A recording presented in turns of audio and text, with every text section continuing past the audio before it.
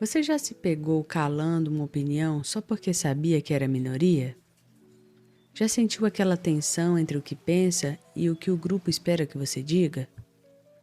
A conformidade é um desses fenômenos que escapa ao nosso controle consciente e que, justamente por isso, merece ser pensado com rigor. Este é o Aqueronta Psicologia e esta é a temporada Psicologia Social e Experimental.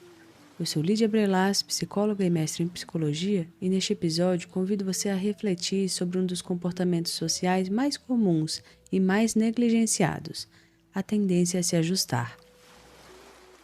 Ajustar o gesto, ajustar a fala, ajustar a ideia, ajustar até o riso, mesmo quando não há graça.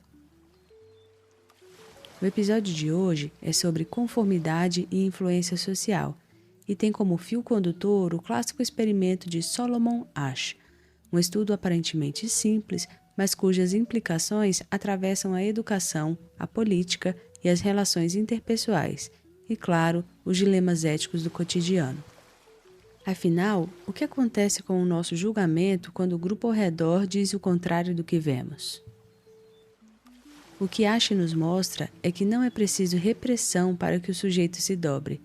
Basta o silêncio coletivo e a força do olhar alheio. Basta o desconforto de parecer fora do tom. Mais do que compreender o experimento, este episódio é um convite para pensar como a presença dos outros atua na formação daquilo que chamamos de verdade, de senso comum, de decisão. E no limite, a pergunta que fica é: será que a gente realmente sabe o que pensa ou apenas repete o que é mais fácil de aceitar? Episódio 7. Conformidade e influência social. O experimento de Solomon Asch. Conformidade e os tipos de influência social. Conformidade, na psicologia social, refere-se à tendência de modificar comportamentos, atitudes ou julgamentos em resposta à presença real ou imaginada de outras pessoas. Mas seria um equívoco entendê-la como simples submissão. A conformidade não é apenas uma escolha consciente. Muitas vezes ela opera como um ajuste silencioso, automático, quase invisível. Ela é, antes de tudo, uma forma de regulação social, e talvez por isso seja tão eficaz. Quando um sujeito se conforma, ele não está apenas evitando o conflito, ele está se inserindo em uma lógica de pertencimento. Está, muitas vezes, dizendo: eu quero ser parte. E é aí que entram os dois principais mecanismos de influência social. A influência social informativa. A influência informativa ocorre quando o sujeito acredita que os outros detêm informações mais corretas ou mais apropriadas. Trata-se de uma adaptação baseada na confiança no saber coletivo, sobretudo em contextos ambíguos, inseguros ou desconhecidos. Imagine alguém em um prédio desconhecido ouvindo um alarme de incêndio. Sem saber qual a direção a seguir, a pessoa simplesmente acompanha o fluxo dos demais. Aqui a conformidade é funcional. Não decorre do desejo de aceitação, mas da suposição de que o grupo detém um conhecimento superior. A influência informativa revela um aspecto fundamental da vida social. A construção da verdade é, frequentemente, relacional. O sujeito não descobre a verdade, ele a constrói em diálogo com os outros. Há também a influência normativa. A influência normativa emerge do desejo de aceitação social. O sujeito não necessariamente acredita na resposta do grupo, mas adota essa resposta para evitar rejeição, julgamento ou constrangimento. Como rir de uma piada sem graça para não destoar. Como negar uma ideia que se sustenta só para manter a harmonia do grupo. Essa forma de influência social é sustentada por afetos como o medo, a ansiedade e o desejo de pertencimento. E talvez por isso seja tão silenciosa. Ela não exige coerção, basta o medo de ficar só. É importante frisar, nem toda influência normativa leva à alienação. Em muitos casos, ela mantém a coesão grupal, favorece o convívio, gera estabilidade social. Mas o seu outro lado é perigoso. Ela também pode abafar o dissenso, normalizar injustiças e reprimir formas legítimas de discordância.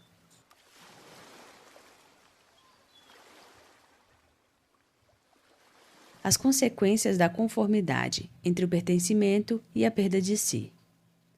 A conformidade pode ser vista como um movimento paradoxal. Por um lado, promove integração. Ela ajuda a criar vínculos, facilita a cooperação, estabiliza comportamentos coletivos. Por outro lado, pode se tornar um obstáculo à autonomia, à criatividade e à resistência. Quando o medo de ser excluído é maior do que a vontade de ser verdadeiro, o sujeito se dissolve no grupo, sem que o grupo sequer perceba. É esse equilíbrio tênue que precisa ser constantemente analisado, a linha entre o desejo de pertencer e o risco de desaparecer. Conformidade na vida real, onde ela vive. A conformidade está nos códigos silenciosos da vida cotidiana, no modismo que se espalha nas redes antes que a gente perceba, na forma como certos comportamentos são padronizados nos ambientes de trabalho, no silêncio das salas de aula quando alguém evita questionar o professor por receio de parecer arrogante, nas bolhas de opinião que abafam discordâncias legítimas em nome de suposto consenso. E claro, ela se manifesta com força na adolescência, momento em que o pertencimento é quase uma necessidade vital. Ali, a conformidade pode se aliar a comportamentos de risco, não por convicção, mas por medo da rejeição. Por que então reconhecer esses mecanismos é tão importante? Porque só assim podemos romper com a ilusão de que as nossas escolhas são puramente racionais ou individuais. Compreender como a conformidade atua nos desenvolve a habilidade de decidir de forma mais consciente, crítica e, sobretudo, autônoma.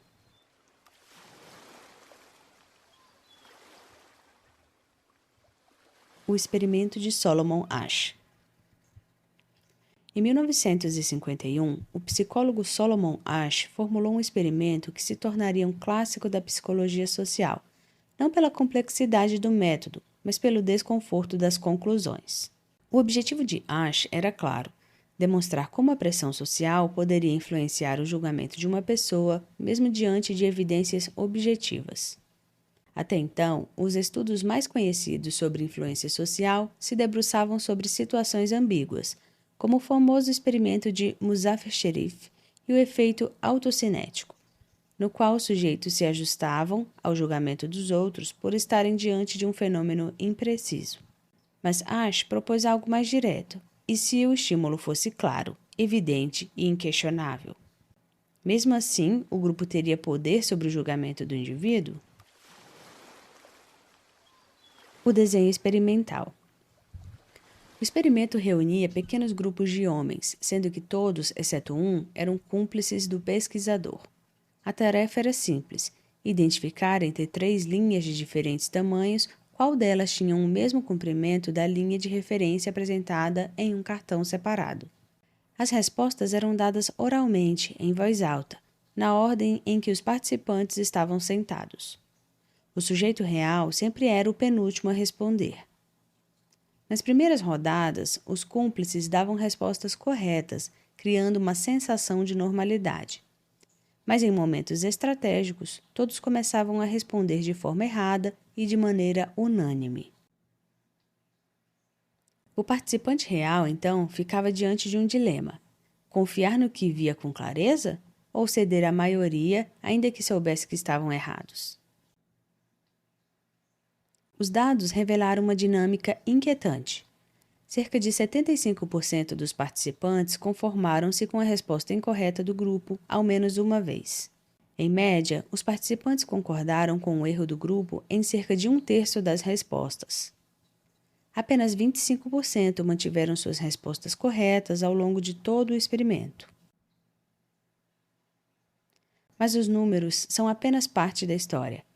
Asch também colheu relatos qualitativos.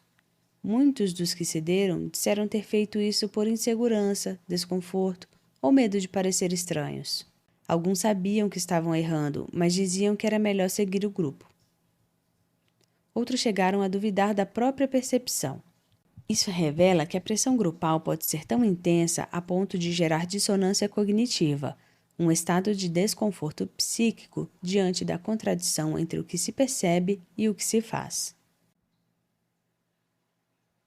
Um dos pontos mais importantes da análise de Asch foi o papel da unanimidade.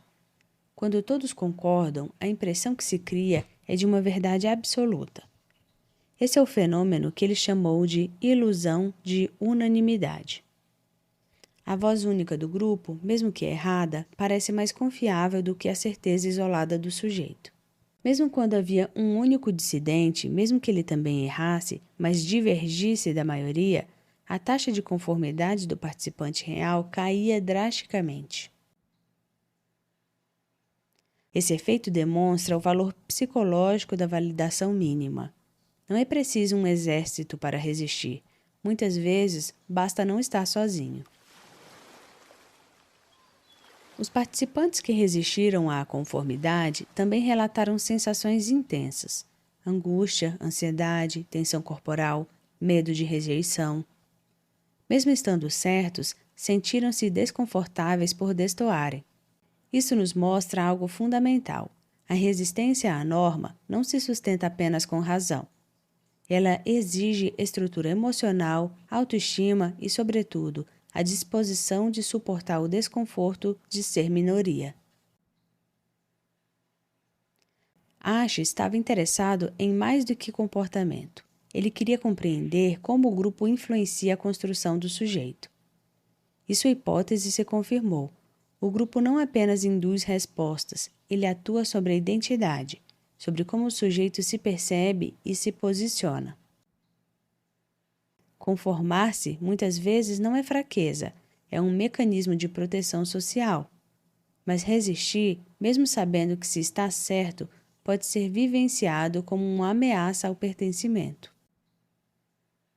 Em resumo, o experimento de Asch nos ensina que a verdade, quando isolada, pode ser sufocada. A certeza pessoal pode se dissolver diante do coro coletivo. E que, mesmo diante da evidência, o medo da rejeição tem força suficiente para distorcer o julgamento. Mecanismos de conformidade e fatores que a modulam. Quando falamos em conformidade, é importante ir além da aparência do comportamento e perguntar: o que se passa no interior do sujeito que se conforma?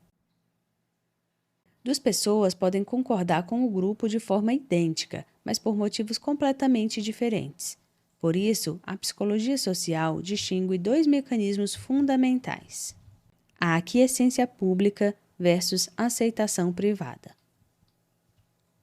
A aquiescência pública é quando a pessoa concorda externamente com o grupo, mas internamente discorda.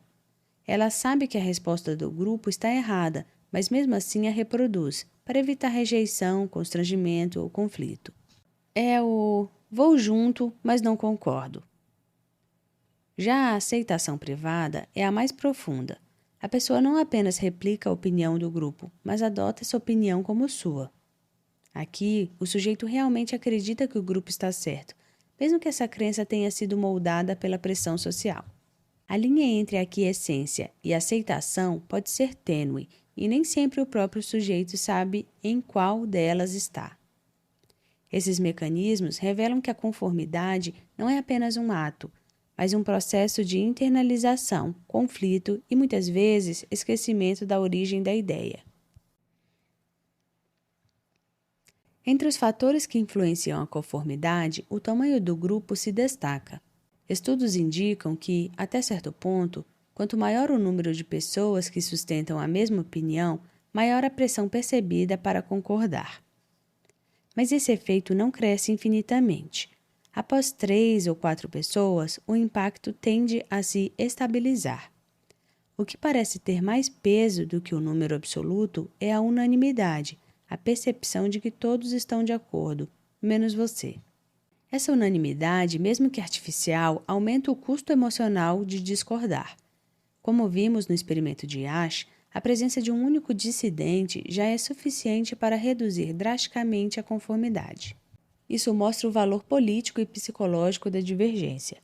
Um corpo dissonante, mesmo solitário, pode reconfigurar o campo simbólico. Outro fator decisivo é o grau de identificação do sujeito com o grupo em questão. Se o grupo for visto como relevante emocional, moral ou afetivamente, a tendência à conformidade aumenta. Imagine discordar abertamente de um grupo de amigos íntimos, ou recusar uma opinião majoritária em uma comunidade com a qual você compartilha valores fundamentais. Nesses casos, o risco não é apenas o erro, é a perda do vínculo. E o vínculo, em muitos contextos, vale mais do que a verdade. A cultura em que o sujeito está inserido também modula a intensidade da conformidade. Em sociedades coletivistas, como as do leste asiático e, em parte, o Brasil, valoriza-se a harmonia grupal, a interdependência e o respeito à autoridade. Nesses contextos, conformar-se pode ser interpretado como maturidade, respeito e civilidade. Já em sociedades individualistas, como a norte-americana, a ênfase está na autonomia, na autenticidade e no pensamento independente.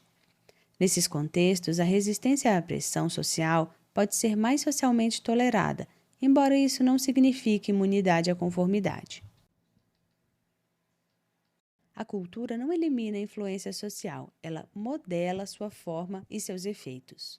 Esses fatores todos, número de pessoas, importância do grupo, presença de aliados, valores culturais, atuam simultaneamente, moldando decisões que muitas vezes acreditamos ser apenas nossas. Na escolha da roupa adequada para um ambiente profissional, no tom de voz adotado em diferentes círculos sociais, nas opiniões que são ditas com convicção e nas que são suprimidas.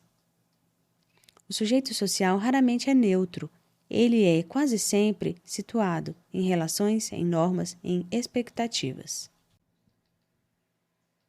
E a conformidade nesse cenário é uma forma de navegar a tensão entre o desejo de pertencer e o desejo de afirmar-se. Resistência à influência social e fatores de proteção. Se até aqui falamos sobre o poder da conformidade, é hora de abordar outro lado. O que sustenta aqueles que resistem à pressão do grupo? O que diferencia o sujeito que cede do sujeito que diz não? A psicologia social nos oferece alguns caminhos para compreender a resistência à influência social. E o primeiro deles não está no indivíduo isolado, mas na presença de outro. O experimento de Solomon Asch deixou isso claro. Quando ao menos uma outra pessoa divergia da maioria, mesmo que parcialmente, o participante real sentia-se mais confortável para manter sua posição. A simples existência de um dissenso já quebrava o feitiço da unanimidade. Esse efeito mostra que a resistência não é necessariamente um ato solitário. Muitas vezes, ela ganha força no reconhecimento mútuo.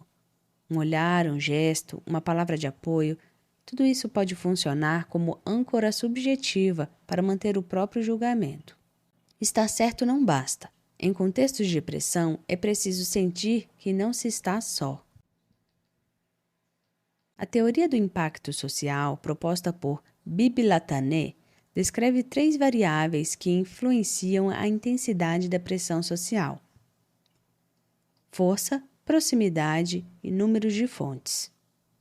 A força refere-se à importância percebida da fonte de influência. Um grupo valorizado emocional ou socialmente exerce maior impacto. Proximidade. Quanto mais próxima fisicamente ou simbolicamente estiver a fonte de pressão, mais difícil é resistir. Número de fontes. A influência tende a aumentar conforme cresce o número de pessoas sustentando determinada posição. Resistir, portanto, não é só questão de vontade, mas de posição subjetiva e situacional frente a essas variáveis. Mas há também elementos internos que favorecem a resistência: a autoestima, a autoconfiança cognitiva e a assertividade. Sujeitos com níveis mais altos de autoestima tendem a confiar mais em seus próprios julgamentos, mesmo quando discordam do grupo. Autoconfiança cognitiva. Quanto mais confiante o sujeito está em sua capacidade de pensar criticamente, menor a chance de conformar-se apenas por conveniência. Assertividade. A capacidade de se expressar de forma clara e respeitosa diante da discordância é um fator de proteção essencial. Essas características, no entanto, não são inatas nem fixas. Elas são formadas e fortalecidas ao longo do tempo, nas relações, nas experiências e nas possibilidades de expressão do sujeito. A resistência é uma construção pessoal, cultural e política. As culturas também modulam não só a conformidade, mas os modos de resistir. Em culturas coletivistas, o dissenso pode ser mais reprimido ou, ao menos valorizado publicamente. Isso não significa a ausência de resistência, mas sim que ela pode se expressar por vias indiretas, simbólicas ou silenciosas. Já em culturas individualistas, a resistência pode ser mais visível, mas nem por isso mais efetiva. O que varia é o modo como o grupo lida com a diferença, com antagonismo, com tolerância, com escuta ou com exclusão. O desafio é construir espaços onde a resistência não seja punida como erro, mas reconhecida como potência. Por fim, há um ponto crucial: não se resiste ao que não se reconhece. Boa parte da eficácia da conformidade social está no fato de que ela atua nos bastidores. Só é possível resistir quando se desenvolve a capacidade de perceber a influência, nomeá-la, contextualizá-la e então decidir se deseja ou não aderir. Resistir nesse sentido não é romper com o grupo, é escolher conscientemente os vínculos que se deseja manter. Conformidade em contextos cotidianos. A força da conformidade não se limita aos laboratórios, aos gráficos ou às estatísticas. Ela está no cotidiano, silenciosa, persistente e, muitas vezes, imperceptível. Talvez por isso seja tão eficaz. A conformidade vive nos espaços onde desejamos nos sentir pertencentes e se infiltra, sem anúncio, nas decisões que julgamos individuais. Desde cedo, somos expostos a contextos em que seguir normas é sinônimo de bom comportamento. Na escola, a criança que não se ajusta ao grupo muitas vezes é percebida como problema, mesmo quando sua discordância revela pensamento crítico ou sensibilidade. Quantas vezes um estudante silencia uma dúvida por medo de parecer burro? Ou evita questionar o professor por receio de se tornar alvo de chacota? A pressão pelo silêncio, nesse caso, não vem apenas da autoridade docente, mas dos próprios colegas e do desejo de manter uma certa ordem. No ambiente de trabalho. Nos contextos organizacionais, a conformidade aparece com outros nomes: alinhamento, adesão à cultura da empresa, espírito de equipe. E embora esses termos possam sim representar cooperação legítima, muitas vezes são usados como ferramentas para neutralizar a divergência, silenciar críticas e evitar mudanças. Você já assistiu a uma reunião onde todos pareciam concordar, mas o desconforto era evidente? Ou já se sentiu compelido a apoiar uma decisão, mesmo sabendo que ela feria seus princípios éticos? A conformidade no trabalho pode ser funcional, mas também pode esconder um conflito ético que se torna insustentável a longo prazo. O ambiente digital, com sua velocidade, visibilidade e polarização, é um terreno fértil para dinâmicas de conformidade. Curtidas, compartilhamentos e algoritmos nos colocam constantemente diante de uma pergunta implícita: você concorda com a maioria? Com frequência, a opinião que se destaca não é a mais consistente, mas a mais aceita. E a conformidade passa a operar como forma de preservação da imagem pública, de manutenção da identidade digital. Quantas vezes deixamos de postar algo ou de expressar uma ideia com receio da repercussão? E, inversamente, quantas vezes repetimos discursos que não analisamos a fundo, apenas porque eles parecem ser o lado certo? A conformidade também aparece nos grandes dilemas éticos na vida cotidiana, quando aceitamos comentários preconceituosos em círculos sociais por medo de parecer exagerados. Quando não denunciamos injustiça que testemunhamos porque ninguém mais se posicionou. Quando silenciamos diante da violência simbólica, institucional ou relacional para evitar o desconforto da oposição. A omissão nesses casos não é neutra, e a conformidade se torna cumplicidade. Nem toda conformidade é negativa, mas toda conformidade precisa ser pensada. É importante não demonizar a conformidade.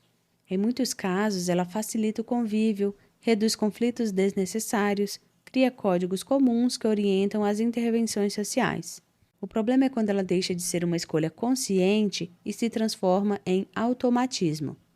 Quando o desejo de aceitação supera o compromisso com a verdade, com a ética, com a própria integridade. É nesse ponto que o sujeito deixa de agir e passa apenas a reproduzir.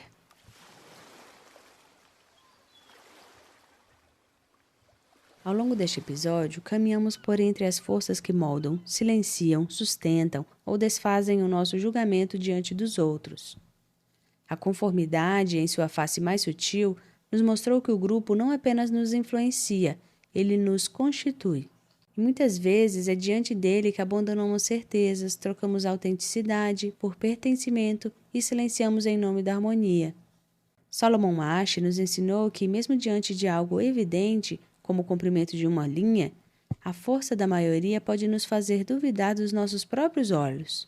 Vimos também que resistir não é fácil. Exige coragem, apoio, estrutura emocional e, sobretudo, um espaço social que não puna a dissidência como desvio. Por isso, um único aliado pode mudar tudo. Uma voz que diga, eu também vejo o que você está vendo, pode nos devolver a clareza, o fôlego, a legitimidade.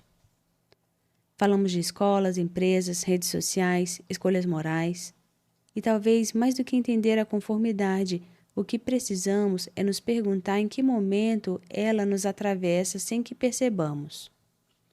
Porque é isso que ela faz de melhor: operar nas sombras, como hábito, como reflexo, como medo. Mas agora, com os olhos mais atentos, podemos escolher. Nem toda discordância precisa ser pronunciada, mas toda concordância deveria ao menos ser pensada. Este é o podcast Aquironta Psicologia, episódio 7, da temporada Psicologia Social Experimental. Se esse episódio te fez lembrar de alguma situação, de silêncio, de desconforto ou de resistência, talvez seja a hora de compartilhar essa lembrança com alguém. Na próxima semana, seguimos com mais um experimento que marcou a história da psicologia social. Até lá. E lembre-se, pensar diferente não é desvio, é possibilidade.